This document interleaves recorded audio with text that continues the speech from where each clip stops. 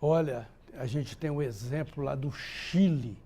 O governo democrático de Salvador Allende foi derrubado pelo general vampiresco, um dos maiores ditadores que já houve na história da humanidade, Augusto Pinochet, após uma greve de caminhoneiros, greve dos transportes, que rebentou o Chile e deixou entrar os sanguinários militares que acabaram com aquele país no sentido de direitos humanos, de mortes e tudo mais.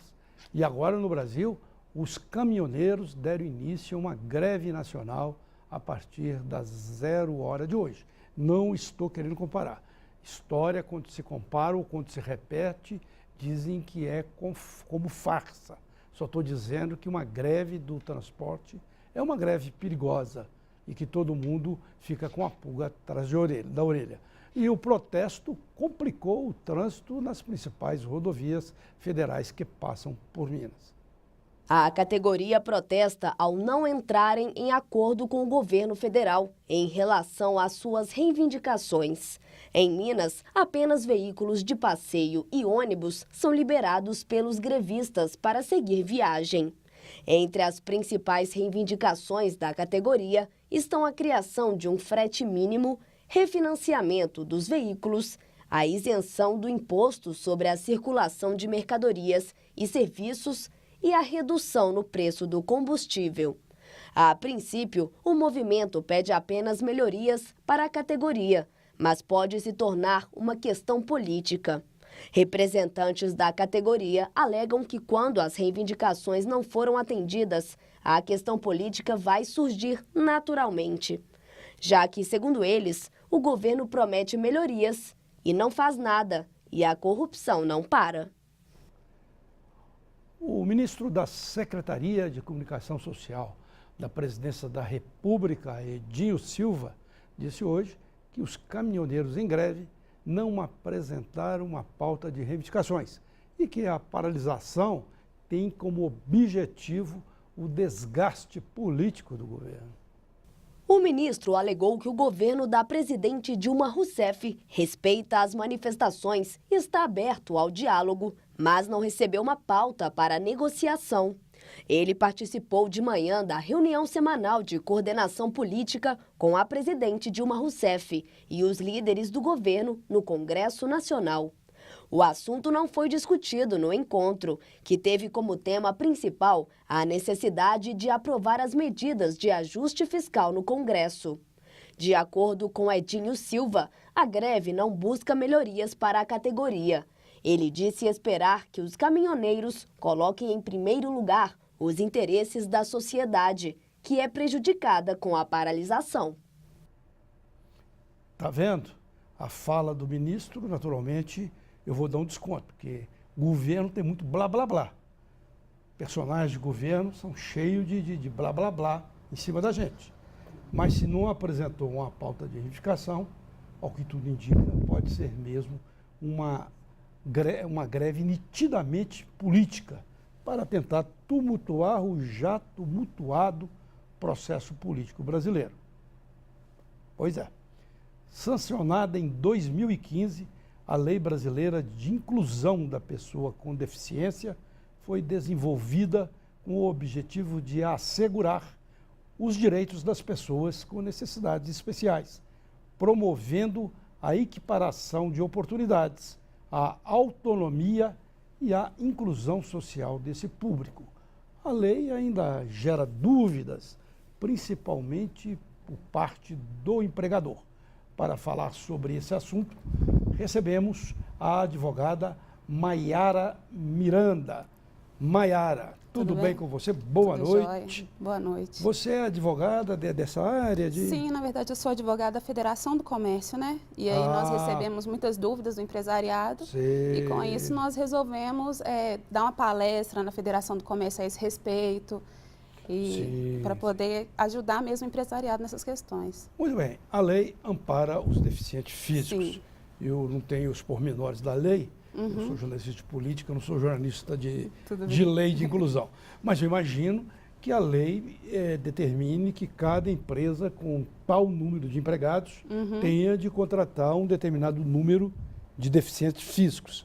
Seria por aí? Sim, na verdade, já existe essa legislação, que é a legislação que é chamada legislação de cotas. Cotas. Que ela é a lei de 1991. Tem pessoas que são totalmente contra cotas. Eu sou a favor de cota de negro, cota de pobre, cota de deficientes, porque eles não têm as mesmas condições dos outros. Realmente. De concorrer, Para né? dar uma igualdade, né?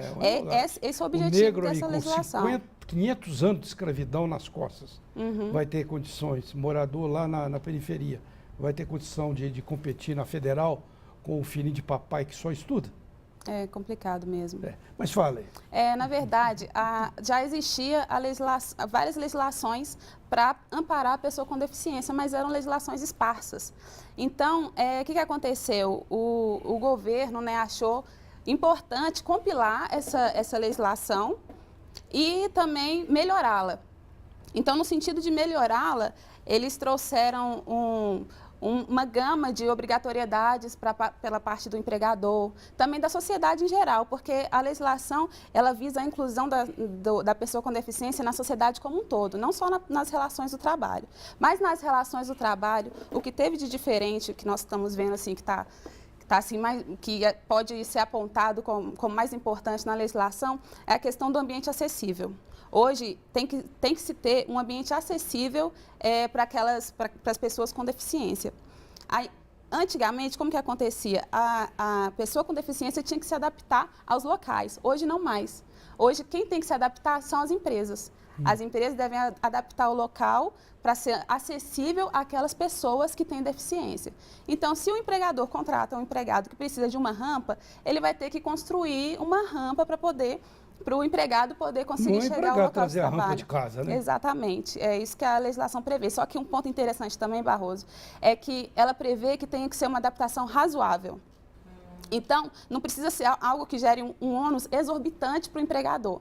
Ele tem que dar uma acessibilidade, mas é uma acessibilidade razoável. E quanto à cota, as empresas hoje elas são obrigadas mesmo a cumprir uma cota. Como é que é essa cota aí? Acima de 100 empregados, a empresa ela deve ter um percentual de funcionários que são pessoas com deficiência.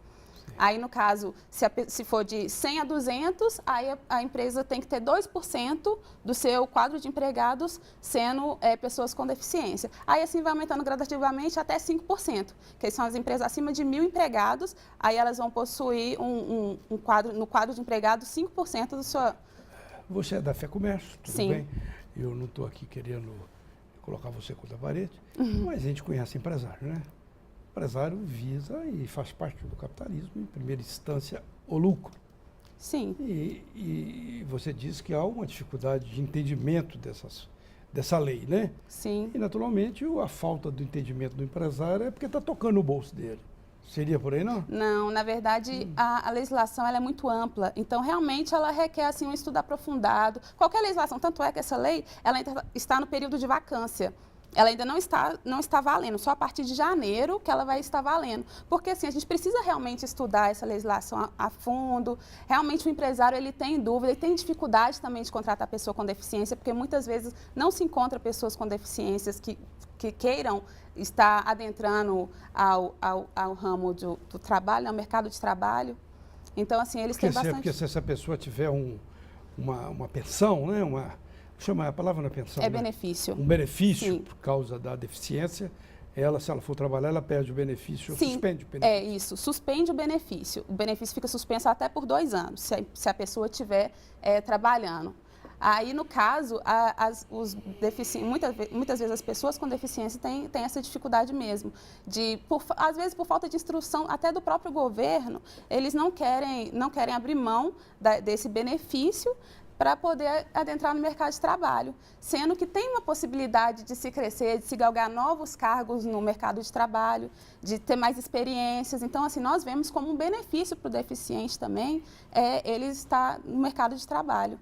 E ele também tem que ver-se dessa forma, né? Eu acho que falta um pouco também da política mesmo do governo de ensinar, instruir os deficientes dessa maneira.